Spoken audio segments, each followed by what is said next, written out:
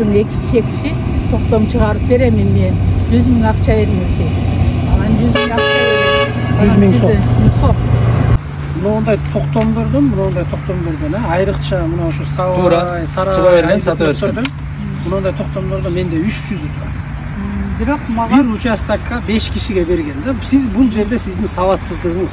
Азыр ошол экөө пусть жооп берсин. Абжамил үйүн береби, тиги Чотонов Малик огородун береби, экөө чечсин. Сизге жер алып берсин, каалаган жерге. Мага десе оштун борборунан алып берсин. Акчаны бердиңиз белем? Акчаны өткөнбүз айтыңызчы. Чара бүгүн көрөбүз. Мына мен сизге айтып атам. Бүгүн мына турабыз го бардык. Биз президенттен ошол тапшырманы алып келдик ушул жерге. Элдин карапайым элдин тагдырын оңдогула, жашоосун оңдогула деп. Биз ошого келдик, коррупцияны жок кылгыла деп. Аймектен салык төлөтүп, эмнеге алып турду деп квитанциясын көрсөтүп атпайбы? Пирусадияны төлөп жүрүптүр деп атат. Ошол бул жерди караган эже бар бизде. Бөлүнөбүз налогчулар окшойда. Ал эжеге айтсам ошо өзү бар, өзү тапшырып төлөп жүрүптүр.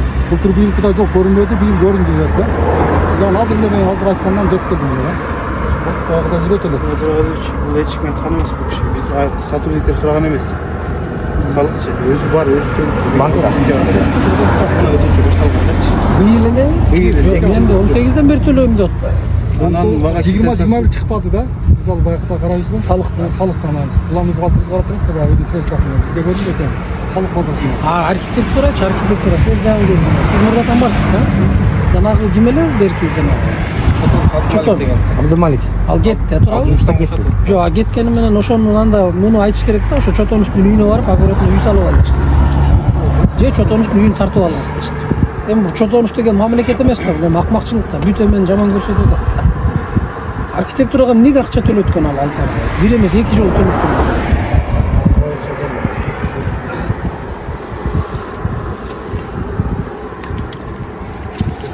Кызмат үйүнө. Кандай? Жакшы эмес.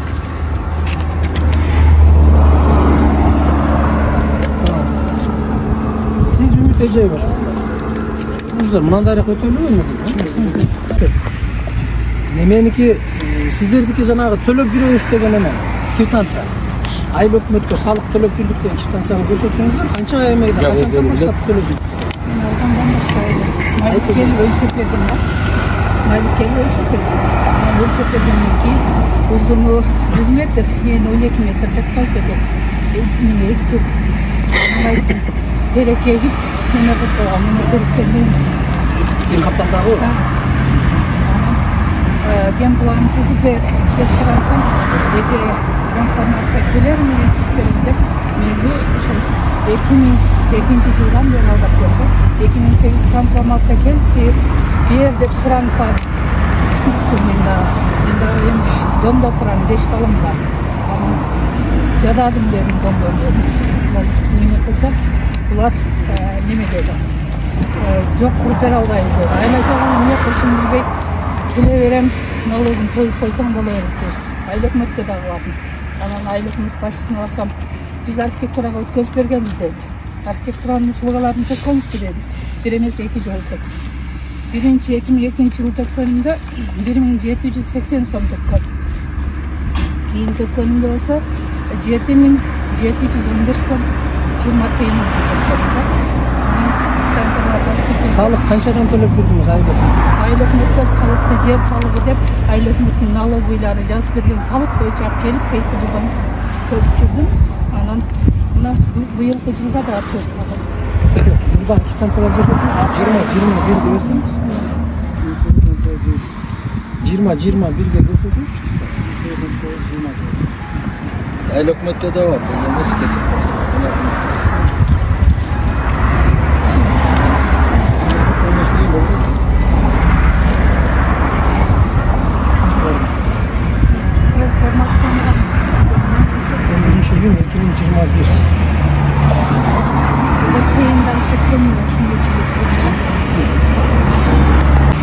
Жылга сиз бир эле төлөп салдыңыз.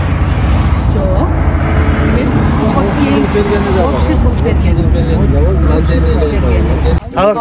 алтын сомдон, сотигине 10 сомдон деп ошондой деп алчу эле. Канчадан салык аласыңар эми? 10 сомдон бекитилген. Ал бул мындай айтканда сиздик 6 сотиктен беле? Мында 4 жылга болгондо да 6 сотиктен болсо 240 сомдон болуш керек да. Пенясы менен болгондо көбөйөт да. Ол да налоговый 2015-жылдан бери ар бир адамдын өзүнөн расчет алып туруп, андан кийин акчасын алат да. Эсептеп берип туруп. Ол кайга төлөнүп атат? Бул азыр банкка барып төлөп атат. Өзү расчету барбы жокпу, расчетун налоговыйда баягы кылат да, штраф менен берет. 18, 19, 20, 21 4 жылдыкын бир эле жылда төлөп Ошо, коет да. мисалы 18, 19, 20, 21-ди сиз барып 21-жылы төлөп атасыз. Мен ошону айтып Жылда эле атам. мынан төгүп коеюн да, мындай делечи айыл өкмөткө барсам, мындай квитанция беришет да. 2008-ден 2014-жылга чейин депчи, мына түндө да ошондой квитанция. Муну ким берген? Айыл өкмөттөн Айыл берилген. өкмөттүн адистер мурда форма 4 менен алышат эле да. 2015-жылга чейин. Айыл өкмөт 2015-жылда айыл өкмөт 2008, 2009, 2010, 2011 4 жылга бир төлөп атат, 319 сом. Туурабы? Бул 2011-жылы төлөп атат. Андан кийин бул жерде азыр Мен жылда эле төгүп жүрөм да иш калтырбайт. Алдын ала төлөп койчуңуз, э? Жок. Алдын ала. Мынакей 2008, 2009, 2010. Мынан Сиз түндө ошон да- үчүн 2011-жылы төлөп атпайсыз мына 319 сом. Жок, ого чейинкин дагы төгүп атпаймынбы мен? Канакей. Мына 2000 Бул 14 мынакей. 2014-жылы. 15ке чейин алынган да бизде. Болду бuyagынан жок. 2015-ке чейин эле силер могуну алып жүргөнсүңөр. Ошого чейин формат. Анан кийин токтоп, кийин буга өттүңөр. Налоговыйга Просто мындай болуп атат. Өткөндө мен жанагы албай кагазды айтканда ар бир эмесин салыгын ар бир жылына төлөп жүрүптүр деп атканда. Мен ошол кызыктырып аткан. Жылына кантип төлөп Ой, жүрдүң мен депчи. айыл өкмөткө барсам, Бир жылга эле сиз мисалы 4 жылдыкын бир эле төгүп коюп алып атпайсызбы? Маселе ушунда болуп атат. Мынандай эмне үчүн сиз 2018, 19, 20, 21-де түзүп 21-жылы төгүп коюп атасыз 11.06-да. Эмне үчүн 2018 төкпөйсүз? Эмнеге 2019 төгүп мен коюп мынаны 2020 мынаны төкпөйсүз? карасаңыз эле. Мына кайсы жыл экен? 2021 неме. 11-iyul. Одан мурунку дагы төккөндөрүм бар да. Жок, канакей. Ошол. Квитанция кап. Банктан сурап алып берет. Сиз ушул мезгилге чейин төккөн экенсиң, оларыңызды дагы жазып кое берейин дедиле, жазып кое бердим деп мында квитанцияны. Силер эменикин айыл өкмөт, мисалы салык кызматы, мына. Муну эмненин негизинде алдыңар? Мына Муратова Үмүт деп атат. Туурабы? Плати сельское хозяйство деп атат, да? 319 сом. Мына 11-жыл берип атат, да? Эмненин негизинде салык алдыңар? Бул токтомдун негизинде бул эже барса керек. Мен түшүнөм. Мен жок элем да бул жылда. Кечип коюш. Жок, токтомдо именно сизде Могу токтом айыл өкмөттө катталганбы? Айыл өкмөт жакта 2002-жылы катталган. Бул айыл өкмөттө катталган официальный түрдө булардын көрсөтмөсү менен төлөп келет. Анан мындан башка ошол эле мамлекеттик ишкана архитектура ар бир келип көрсөткөн сайын жылына коэффициент өзгөрүп атат деп архитектурага да төлөп беребиз, э? Мен муну түшүндүм. Мына жерде мындай болуп атат, да? Токтом. Мына токтом 2002-жылы чыгып атат, 30-ноябрь. Токтомдо ачык эле жазылып турат да, мына Сабай айыл өкмөтүнүн заседаниясы дейт. Курбангара айылынын тургуну Муратова Үмүт арызынын жана Кыргыз Республикасы өкмөтүнүн 2002-жылдын 19-жылдагы номер 377 токтомунун негизинде токтом кыламын. Жолдош Муратова Үмүт жеке менчик турак жай куруу үчүн Курбангара айылынан аянты 0 га болгон жер участогу ажыратып берилсин дейт. Суралсын Кара Суу райондук архитектура жана курулуш башкармалыгынан жер аянты ажыратып тийиштүү иш кагаздар даярдап берүү жагы. Жолдош Муратова Үмүт тийиштүү иш кагаздарынын чегинде курулуш иштерин баштоо жагы милдеттендирилсин деп атат. 2002-жыл. Ушул боюнча келип архитектурага келгенсизби? Архитектура мына квитанция бар архитектурада. Түшүндүм. Мындай болуп атпайбы? Эмне үчүн сизге мисалы именно ушул жерге деп ким көрсөтүп берди? Салыкты муну алып атат да, Сабай Муратова. Ким качан көрсөтүп? Жерди ким көрсөтүп берди? Айыл өкмөтү. Жерди мурунку жер агис Алтынбек деген бала. Анан ошону кооперативде мына үлүштү караган кооперативдеги Тажыбай деген киши, анан кийин айыл өкмөт өзү турат экен. Ошо өзү келип мына жер азыр жер агисин Андан башка да ким көрсөтүп берди эле? Анан архитектор Малик келип көрсөтүп берди, же Абжалек экөө келип көрсөтүп берди. Ген план негизинде көрсөткөнсүз. Ген планды мен чызып беремин деп Атода бар. Бирок ушул жер 2008-жылы трансформация болгон. Ошол жылдан бери эч кандай ген план иштелген эмес. Туракча курулушунда. Анан кече жакында ген планына кызмат уйгуруш үчүн ген план иштелген. Ага чейин ошол күндө мен Үмүт эжени ошол күнү көрүп атам. Эже телефонда чалды мага, SMS жазды. Сен саматсың, ооба да телефонда сүйлөштүк. Мен ошондо отпуска делем бишек делем. Ошондо келсем ошол жерден экчек берген экен. Архитектуранын Малик деген кызматкери. Маликке ким укук берди? 2 чек берип койгон. Анда билбейм. Оны айыл өкмөт өзү келип турат архитектуранын экен. Мурунку айыл тилкаты өкмөтчү мурдагы көрсөткөн боюнча мыйзамдуу кайраган видеолордо бар. Жерин бөлгөн. Анан жер адис үчөөлөп келип жазып биз мыйзамдаштырып бергенибиз рас. Анан кийин могу 5-октябрга чейин бүтүрүп беребиз деген биз аны сураган жокпуз. Бияктын көбүсүндө турабы. Менде бар. Ушул кишиники деп айткан, сиз да бара элеңиз да. Менде бар. Киши барып жылда келип өлчөп берет. кой туруңуз, барып көрсөтүп бердик. Көрсөткөнүбүз рас. Мурдагы дагы төлөмдөрү рас деп сиздин көзүңүзчө жазып бергендер болду, туурабы? Ушул жерди чечип берем маселесин. Мен Райымбердиев Абдижамил ким? Ал киши жок азыр. Иштейт азыр бөлөк райондо бар Башка айыл маалымат беретинде могу айыл өкмөттөр бир эле эмеде архитектурдун өкүлдөрү болсо 15 жыл занальный болуп, буларда которулуу перевод деген жок экен, негизичи. катыштым макулмун куратор Чотонов, туурабы? Эми берди деген азыр Чотонов жанагы арыздын негизинде кетти деп атканда меңер ошол. Занальный эмелер. Эми азыр кызыгымдай болуп атат. Мына мен жазып атам да тилга. Мен Райымбердиев Абдижамил, Кара суу архитектура кызматкери, мыйзам негизинде Муратова Үмүт Айдарбековна, Үмүт Айдарбекова Адинанын Курбан Кара айылындагы 012 га жер тилкесин 5-октябрь 2022 жылга мыйзамдаштырып беребиз дейт. Тилкат ээси Райымбердиев Чотонов 26/04/2022 жыл. Кайсыл контурду көрсөтүп атат? 012 мына жерде болушу мүмкүн. Муну жерде болушу мүмкүн. Муну контур кайсы контурду көрсөтүп келгенин билесиз? Айтыңызчы, сиз берде болдуңуз да, катыштыңыз, а? Мен ага чейин мен жок элем. Жок, кийинки Мен факт келгенде ал жок элем, онда мен жок элем. Өздөрү силер менен кошо келип, мына жер сиздин чегиңизде көрсөтүп берип турушат. Мурда да көрсөтүп Мурда да видео эмелер бар. көрсөтүп жүргөн экен. Мен мындай башаламан үй салып алайын деп, мыйзамды салайын деп, мыйзам. Ошондой эжеке кечиресиз суроо. Малик менен Абжалека кайсы жылдары келген сизге? 2008 келген. Анан кийин Тажибаяка дагы кошо келген. Тажибаяка барбы баягы? Айыл өкмөт. Айыл өкмөттө неме? Ошол. Анан Акыркы келиши майдагысы деген. Анан быйыл майда келип дагы мына ген план чизип атабыз эже. Сизге ген планды көрсөттүк сизге? Кайерден көрсөттүк? Мен видеого тартып алгам аны. Ошо ген план негизинде келип жерди көрсөтүп кетти. Ооба. Ген план негизинде мына жериңиз берилет. Кичине чыдап туруң, майлуу чыдап туруң деди. Боптур чыдайын анда. Сизге сиз өзү ошол Малик мынау Абжамилдерге канча акча бергенсиз? Башынан аягына чейин келгенде канча акча бергенсиз? Мен трансформация кылып беремин деген мезгилде биринчи архитектурага бөлөк төккөндөн тышкары $400 берген. 400 качан? Анан ошо архитектуранын жанында берген. Жок, качан? Кайсы жылдары? Ошондо Акам Рамалиге ооруп аткан 2009. 2009 $400 бердиңиз. Анан кийин Үйөңүздүкүчү? анан жолдошуму булар чакырышат. Чакырып мына жерлер. Булар эмес, аттарын айт. Малик менен Абжалека чакырат. Алтын жер адис болду. Мурунку жер адис болду.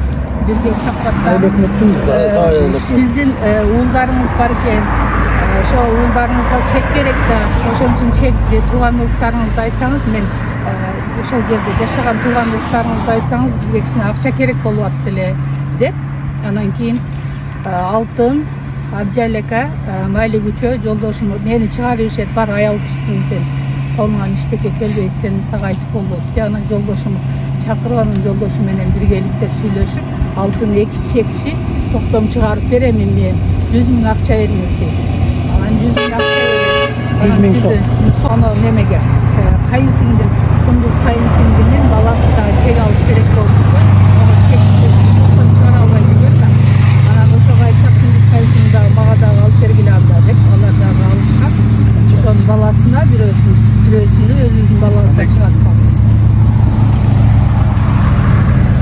Акыркы жолу Бул жана Айдарбекова Адина деген сиздин кайынсиңиңиз. Жеңем. Эме? Жеңем. Майдагысычы бу, акыркысы 2022 жылы быйыл мен апрелде бардым ого. Апрелде Абжалека менен Маликке барсам, кабинетинде жок. Күтүп отуруп, анан күтүп отурдум дагы, анан Кутуш укам болот, Кутман. Анан ошо укам алдына кирсем, прокуратурага эле берет окшоймун мен дедим. Булар ушунча сүйрөдү, и так эле күтүп чарчадым дедим. Десем, майланда кичине сабыр кылып туруң, Малик менин досум болот, мен айтып көрөйүн деди. Анан боптур, айтып көрүңүз деп. Эртеси келери менен мен звонок көрдү деп 7870 сом 20 тыйын төктүм.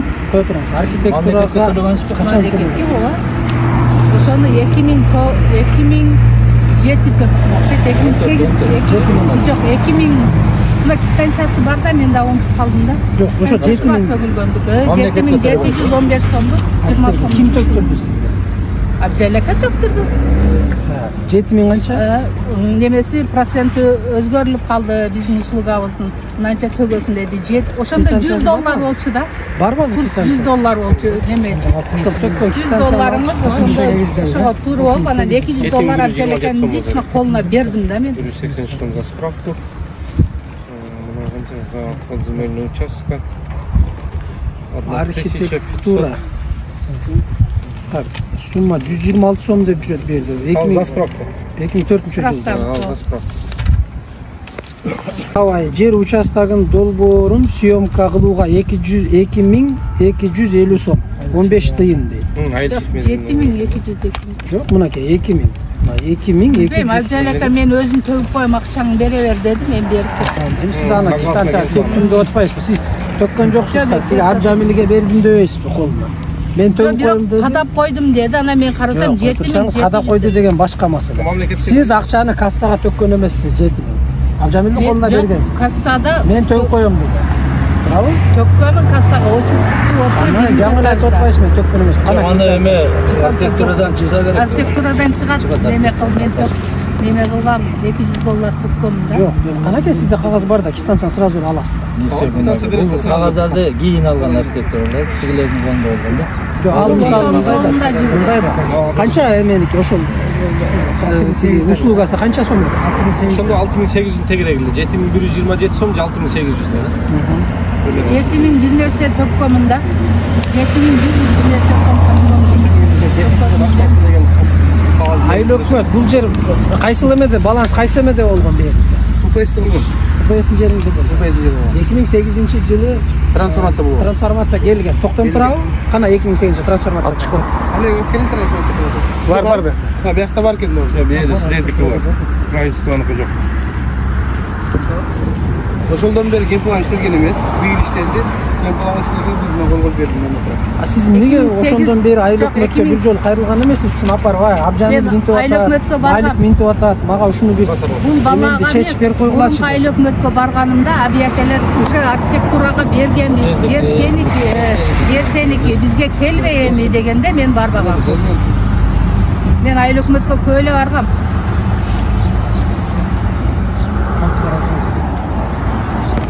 Трансформация. 1 гектар деп келген ушул жер. 1 гектар. Кайсы жерде жүрөт Сабайда? 92-6 га деп жүрөт бу жерде. 40 га дейт, 52. 95 сотик деп айтышты. 92 га дейт. 92 болуп атат, 40 болуп атат, 52, 6 болуп атат. Башка Общий келіп тұрған сессияның шешімімен бұлар бөліп салышты да. Трансформация общий гектарле келіп тұрған сессияның шешімімен бөліп салышты. бирок ошо общий эмеде мына кыл жерде канча гектар жер силерге тиешелүү Сабайга? Жерде сарай менен Сабай болуп атпайбы? Кайсынысы 18 гектарга тиешелүү. Мына кыл ошонун ичине кирет. Мунун ичине кирет. 18. Ошо ичине. Бөлүнгөндө гана бул жер калып калды. Бул жер калып калган, берген эмес экен, генплан иштелген. Бул жер мына бурч болуп сатабыз деген ой болсо керек да буларда, акырын туруп турса. Бул жер мындай экен, Данияр Базаев Торгайжич. Бул жерге бирөөлөрдүн үлүштөрүн каттап койгон. Үлүш депчи. Муну кече жакында биз билет табыз да. Жок, эми аны үлүш деп башка документ алышкан эмес, ал каттап иштеп үлүш деп каттап койгондо атайын эле каттап койгонан кармап турушкан да, жерди кийин бирөөгө сатыш үчүн бир дегедеси үлүш жер деп койгон. Анан такталгандан кийин генплан иштелип, мына кызматтыгы биз токтом чыгарып берип атабыз. Даярдап чыкканбыз. Айыл кеңешинин токтому чыкты. Эмени берүү боюнча. Берген чыкты. Жер чыккан. Так, регистр. Эме Госак кимде азыр? Госак управлениянын президенти да. Жасалды. Жасалды, бүгүн күндө катталып турат. Айыл өкмөттүн токтому негизинде 9-август 2022-жылда гана 26 токтому негизинде Мөөнчүс пайдаланып өтөт, ооба. Мамлекеттик акт берилди бүгүн дагы. Госак тигилердин колунда. 80 сот Архитектура. Ген план эмненин негизинде? Ген план ушул Госактын негизинде. Мына Госактыдан кийин силер Ооба, Госактыдан ген план иштеген, развитка болгон. Кызматтык үйдү 80 сотик жерге салып атат. Эже деди мага Маликчи. 15 сотик ошондо ашып атпай, ошонун ичинде сиздин жериңиз бар деп мени жакында дагы айтты да. 14 миллион участкага. Развиткага бөлгөн. 80 сотик болду деген 80 сотик.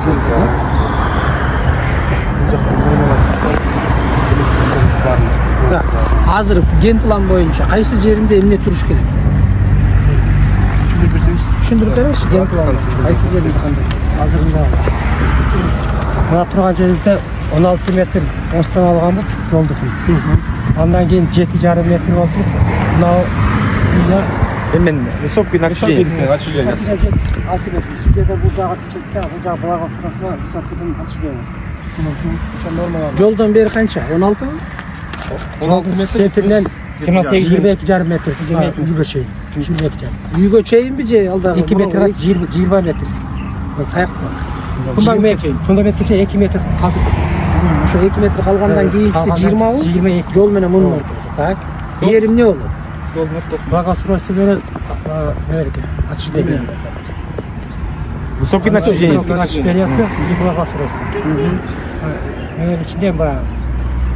Бул жагы? Бул жагы латоктон бер жагы. Бул жер эмне болот азыр мындай нема? Неде жөн эле жанагындай озеленение кылып туруп, благоустройство жасап коюшту. Жөнөдө бизде канализация бар да. Кайерде? Ар бир үйдөн. Ошол канализацияны бул жерге коюп турат. Ар бир үйдүкү. Жок. Центральный. Азыр биз турган жерибиз могу жерде да. Могу жерде мындай озеленение кылып туруп, благоустройство аллея катары жасалган да. Бул жагы. Ооба. Бул жагы. Мына жерибиз как раз. Биз турган жер. Бул жол турабы азыр? Бул жол, но существующий жол. Жагда жол болуп калат. Мына жол ортодо жол. Могул? Бул жол жактагы. Үстүнкү көчөгө кетет. Биягы теректер. Бул теректер, бул жакта да. Могул жак азыр эме курулабы? Канализация. Канализация турган жерибиз. Бул жакта жок. Только мына бушта кичинекей бар. Калганы чек менен өзүн. Участок и так участок жок экен уже, свободный место деле жок экен. Бул азыр мындайынан тосулабы? Биягына полный тозулат. Могу кечирип коесуз, маалымат иретинде бөөлөр бар.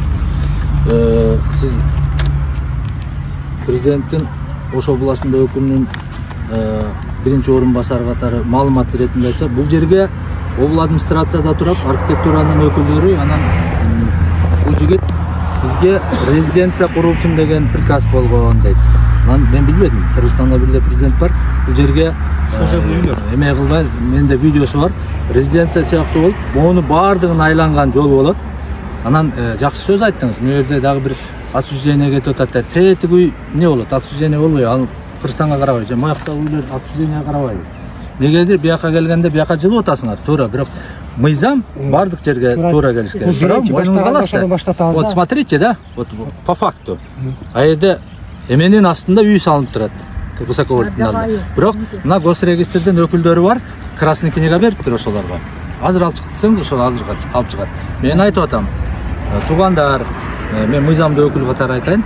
Бул жака общий айыл өкмөт азыр өзү айтты. 1 гектар эмес 95 сотик, да? 95. Живой. 95-тин ар жагына дагы булар жол, тиги теректин ар жагы дагы жол. Эки жол катар-катар да. Жерде же протокольный президенттин жери болобу, резиденция куруп атсаңар. Жолдун аркасына дагы жол салып, бир аз мындай туура эмес эмелер кетип атат да. Боякта теректер турат, канча жылдан бери ээлеп жүргөнүн, канча жылдан бери төлөнүп жүргөнүн, канча жылдан бери айыл өкмөттөр айтып атат да, бизде катталганы үчүн, төлөмдөр үчүн да. Бул жерде баягы архитектуранын эле тетиги үйлөр, сизге маалымат катары да айтайын. Арасы келипсиз. Могу үйлөрдүн бирөөндө дагы документ жок азыр. Госрегистр, архитектор кечирип коесуз. Туурабы? Бирөөнүн могуларда барбы документ? Жок, госак жок. Госак самовольный. Анан куруп алган адам ошол жерде жашап, анан мыйзамды сактайм деп өмүр бою күтүп, көзүнүн канын агызып жүргөн аял мынтип страдать этип калган болбойт да.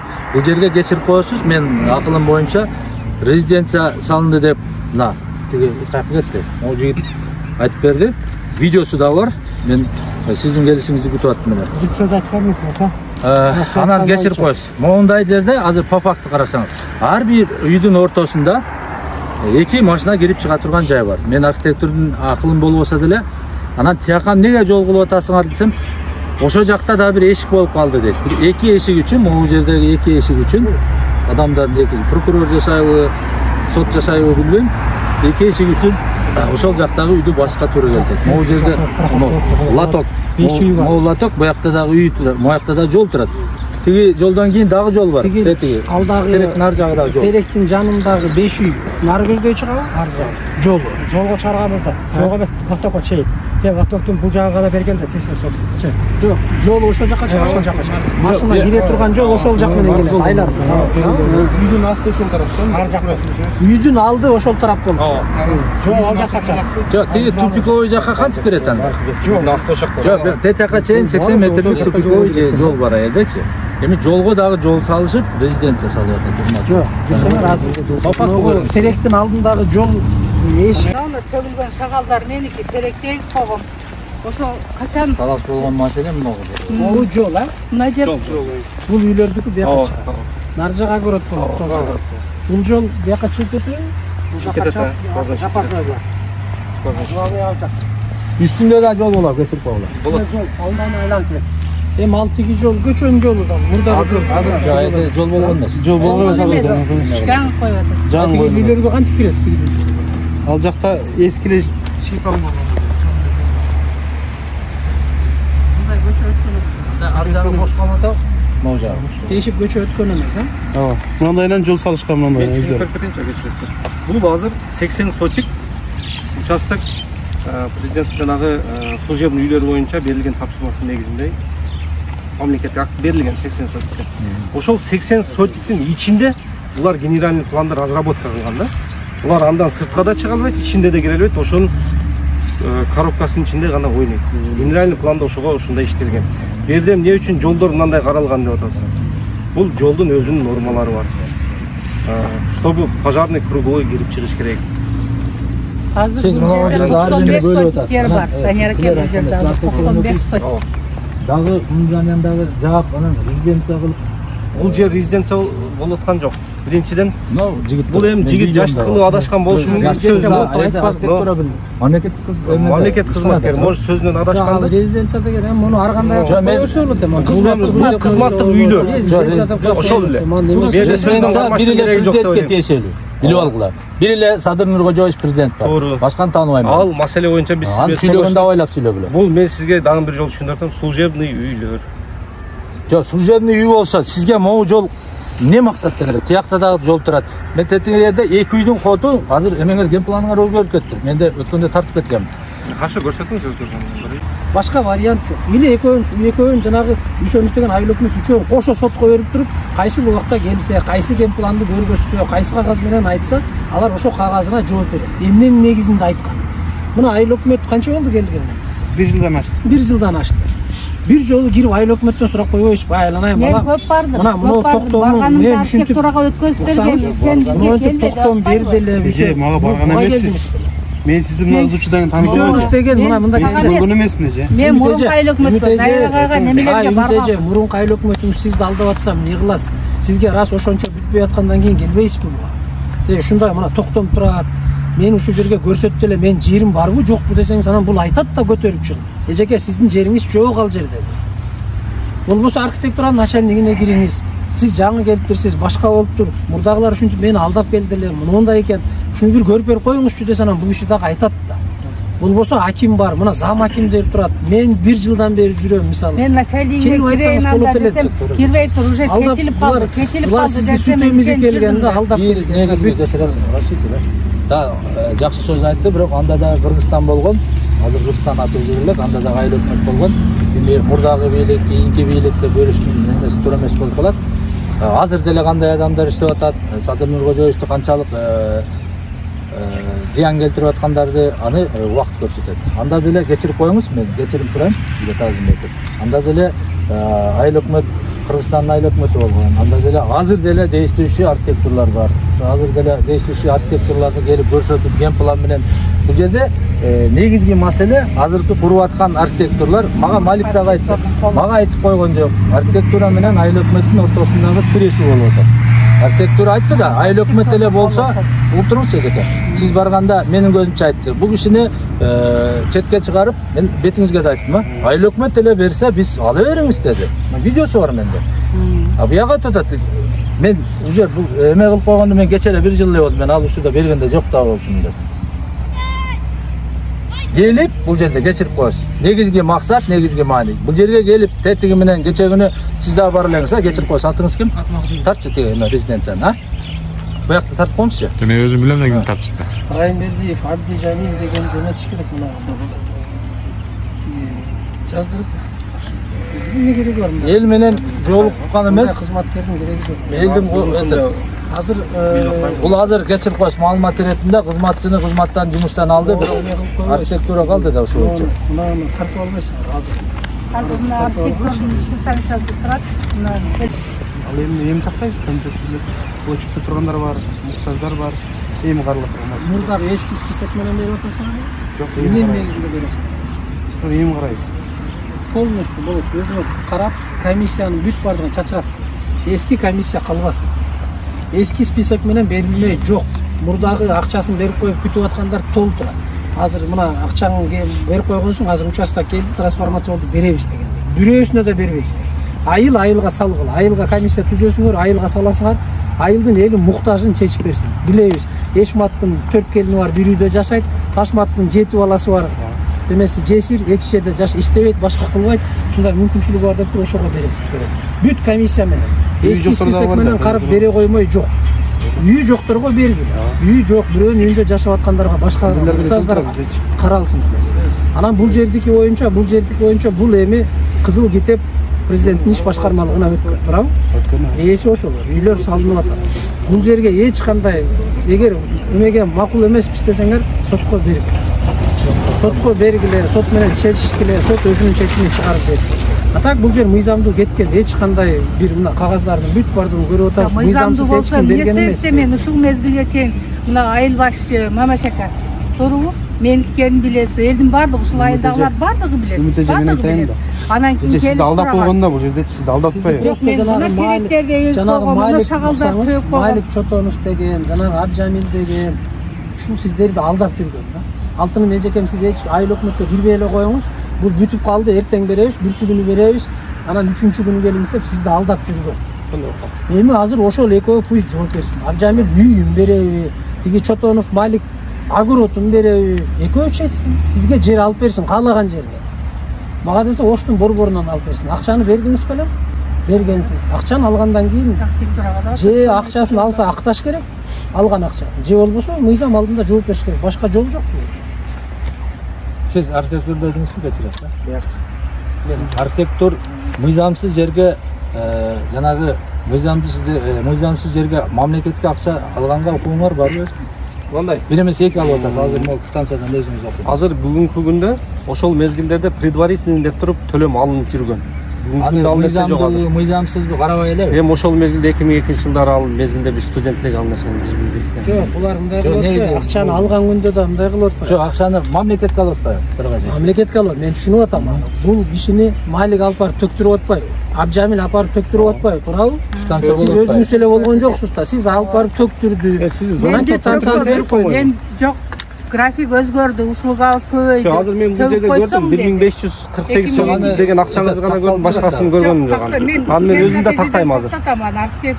Мен өзүм да тактайм. Мен бул жерде азыр ошол акча чыгып калса, дальнейшем кандай действие болот? Ал акча чыгып калган болсо, эже койдо кайра кайтарып бересиң. Бул иш аткарылган эмес, заявление жазып берсе, кайтып бере беребиз, проблемасы жок. Кайра акчасын кайтарып беребиз. Себеби ага мындай болуп атпайбы? Буга Малик алып барып атат, Абжамил алып барып атат, төктүрүп атат. Алар эмненин аброюна секентирип, кайра акчаны алып берип, эми бул эжекенин иш аткарылган эмес. Жер фактически алган эмес болуп калып атат да. Качан жер алып токтом качан күчүнө кирет, мамлекеттик акты менен катталгандан кийин гана күчүнө кирет.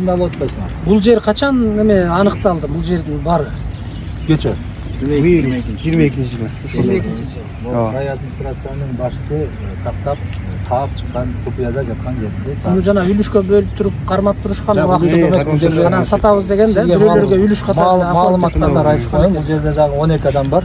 Буюрса кабыл аласыз. Алардын колунда да токтом бар, бирок каттоодо жок. Биз бул токтомубуз каттоодо болгон үчүн монтуп чакырып сиздердин алдыңарга барып атабыз. Болбосо биз деле ошолордун биринде болмос. Бул жерде 12 адамга бөлүнүп кеткен. Бул жактын тиешеси жок туура. Жаңы келген айыл өкмөт. Мурдагы каттоодо бар болгон менен деле бул жерде каттоодо боло берет токтом. Контур жок. Контур эмне кандай кыласыңар силер? Могулда документ барбы могуларда? Жок, билбеткем. Жок, Документ жок. Азыр жакшы сөз айтты. Булар качан эме кылган? Бул үйлөр качан курулган? Могу жерде 2018-2017 жылдары курулган. 17 жыл курулган. Бул категориясы эмне азыр жер? Айыл чарба багытында азыр. Айыл чарба багытындагы жер. Жана 512 менен кире турган эмеби? Ооба. Киргизип атасыңарбы? Справка бар берип тапап Комиссия. атабыз. 290 Комиссия берип атабыз. көрүп атасыңарбы? мыйзамдаштырып Киргенби? Кирген буларым бар тең, баардыгын арыздан келип жазган. Бүт арыздары бар, карап атасың. Карап атабыз. Булар мыйзамдаштырылып Биздин берилет. эме туура эмес болуп калган жер, буларга окшоп үй салбай калган бу жеке. Басып үй салбай. Эгер 2017-18 үй салып койгонуңузда азыр мыйзамдаштырылып калды. Туура. Жок, мен салат болчумун. Мына жерде үлүш эле. Анан нар жактан кирейин десем. Жок, архитектур салбай туруп бүтүрөбүз деди да, ошончо салбады. Депсеп калат. Архитектор эмес, архитектуранын кызматкери. Эми Бияка ошол айыл өкмөттү карап аткан куратор да мындай. Архитектура Башка жерден участок үй салганга тамарка бере турган жерден комиссияга салалы. Мына первый зам аким айыл өкмөт. Комиссияга салып туруп ошол жерден эгерде комиссия макулдугун тапса, сизге бир участок бердирет. Биздин жардамыбыз адам катары сизге бүйгөндөгү эмебиз ушул. Башка эч нерсе кыла албайбыз. Себеби биз сот эмеспиз, прокурор эмеспиз. Жеп алганын тигилердин алып аткан акчасын көргөн эмеспиз. Ал жерде күбө болуп турган эмеспиз. Эч нерсе дей албайбыз. Сиздин айтууңуз боюнча алар акчаны алган, сизди ушунча кезге чейин алдап келген. Өздөрүнүн айыбын алдында, мыйзам алдында жооп берсин. маалымат иретинде өткөндө мамлекеттик госрегистрден коет. Госрегистрге барганда зам азыр барбы жокпу билбейм. Алар айтты, жигитчеликке барайлы, азыр жердин эмеси госак берилип калган, президенттин иш башкармалыгы эмесине деп. Аларга обул администрация тарабынан кайрыла турган болсо, моундай мүчөлүктөр келсе, моундай мүчөлүктөрдүн негизинде алар келип макулчулугун берсе, биз жылдырганга укугубуз бар деди. Архитектура орунбасары алынган да. Архитектура Жок, ошо госактынын хозяйыны дейт. Мен эми госрегистрден угуп келдим мунучу. Ал да кызматчы, билбейм, айда да бир малик барбы билбейм, просто ошондой деп айтышты. Ал өткөндө Шайреке дагы келгенде Мына зам турат. кайсы зам айтты? Мына госрегистрдин зам. Бул боюнча булар кирген мага. Киргенде мен айткам, госак берилди, хозяйынчылар. Хозяин управлениянын президенттин атында турат. Эгерде эмне кыймыл аракет кылса, ошолордун арызын негизинде гана башка эч ким эчтеке деген. Жок, мен сизди жылдырам. Мына жерге жазылган жок да эчтеке. Сиз ушул Сабай айылындагы ушул коңур Жок, менчи сабатсыздык деле кылбайт. Курбан-Кара айылындагы ушул контурда, ушул участоктон деген жер жок. Мурда айыл өкмөттүн Курбан-Кара айылынан берилсин дейт. Мурда ушундай токтом канча эме бар? Код менен чыкты. Канча жери бар Курбан-Карада? 491 кожолук. 491 кожолук. Кайсынысы сиздики деп билебиз? Жок, караңыз, мен мындай Бул сиздики частный. Кыркып үмөтү алып кете бериңиз.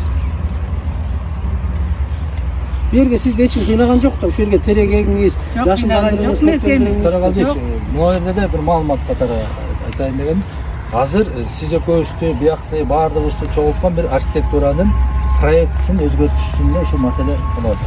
Могу эшиги тияктан болуп калды, терезеси тияктан болуп калды депчи. Ошол эле эшик өзгөрө турган болсо, могу жер калат бизге. Мен бул президенттин өкүлүнө дагы айттым. Тиги шайыр отчосунун Шайровага дагы айтты. Эгер эшик менен жыла турган болсо, архитектуранын курулган проектисин өзгөрсө азыр, архитектура отуруп кабинетинде эле өзгөрүп кое турган проект өзгөрө турган болсо, могу жер мындан бияка стройка жок, могу фундамент көрдүңүз. Мындан бияка бир карасаңыз 1 метр өтөт, 1 метр өтөт, бияка. Андан кийин анан 11 метр биз азыр мындай узатасынан үй салабыз. Разыбыз ошого. Үй салбайбыз, биз разыбыз ошого. Жем этаже Архитектуранын эмеси ген план деген ген пландан оюнчук эмес. Генплан согласованный болгон экен ошол жерде. Ген план бүт бардыгы менен согласованный болгон. Анан президент иш башкармалыгынын өкүлдөрү келип, анан курганда туурабы фундамент. Фундаментти ким курган? Айткам. Президент иш башкармалыгынан жанагы утуп алгандар Подрядчиктер келип келип подрядчиктер келип курган. Өздөрү куруп Ген пландын негизинде. Ген пландан чыккан эмес. Ошо ген планды курганда, төлөөгө бериш керек. проектти түзгөндө айыл өкмөттөр кече күнү айтты, архитектуранын өкүлү. Келип ушул жерде эл менен мынау менен сүйлөштүңөр десе, жок, эч ким менен сүйлөшкөн жокпуз дейли эле. Жок, муну менен эмнеге сүйлөшмөгүлө? Муну менен эмнеге сүйлөшөт? Жер мамлекеттик. Могу турбайбы? Могу айыл Бул өкмөттө катталып турбайбы? бул токтом ал именно ушул жерге деп турган жок. Эгер Ушул ушул жерде контурду айыл өкмөт көрсөтсө өзү келип Андан бери акчалап атканыбызды айтыңызчы. Чара бүгүн көрөбүз. Мына мен сизге айтып атам. Бүгүн мына турабыз го бардык. Биз президенттен ошол тапшырманы алып келдик ушул жерге. Элдин карапайым элдин тагдырын оңдогула, жашоосун оңдогула деп. Биз ошого келдик, коррупцияны жок кылгыла мен деп. көбүнчө жетим жесирлерге жардам берип, канча адамдын иши менен тейлейм да, көп. Сонун эже. Анда айтып атпайбыз мына мүмкүнчүлүгүңүз болсо жасап берели. Жер жасап беребиз сизге. Ал үчүн өндүрүш үчүн биз милдеттүүбүз берге. Сиз проектини көрсөтүңүз. Акча булагыңызды көрсөтүңүз, канча убакта салып бүтөсүз. Кепилдигин аласыз дагы сала бересиз. Андай жер беребиз. Табабыз. Кичинчем кичинерээк кылып баштайын деп өзүнчө пландаштырып эми. Жок, издейбиз, кичинекей болсо да 10 кишиге жумуш жолун түзүп берсеңиз дагы чоң рахмат айтабыз. Айыл өкмөткө салык түшөт, пайда анын бар. Жумушчу орун түзүлөт. Ошол жерге өзүңүз айткандай жетим жесирлерди жумушка киргизесиз. Иштетели. Эки колдоп колдойбуз андай эмени. Колдой койгонго биздин акыбыз жок. Азыр деле Тамарка башка. Тамарка башка. Просто сизди жана шүмшүктөр алдап жүргөн да, жанагындай эми касамкорлор бар экен да ошондо. Көрүнгөн